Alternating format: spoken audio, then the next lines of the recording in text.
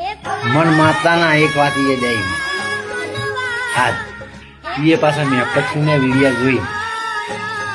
વૃદ્ધાશ્રમમાં જે ઘેડા લોકો જાય છે ને એ જોઈ ખૂબ દુઃખ થયું બા જીવનમાં કોઈ આવ્યું નથી કે આપવાનું નહીં પણ બે વસ્તુ આપવાનું છે એક આપણને ઠેઠો સલાહ વાળું હોય ને મા બાપ એ અભળવું નગાડો પોતાનો છોકરો આપણને નહીં આવે પોતાની દીકરી આપણને નહીં આવે એને હારે જતી રહે છોકરો એની ઊંઘો થઈ જાય આપણે બચ્ચે એકલા આપણા ભેળું રહે તો આપણા મા બાપ અને આપણી ઘરવાળી એના ટાળો કોઈ તાકાત નથી કે આપણું પૂરું કરી દે જો કોઈ કરી કહેતું હોય ને તો કોમેન્ટમાં જણાવજો એટલે મેન તો જે છે ને એ મા બાપના જો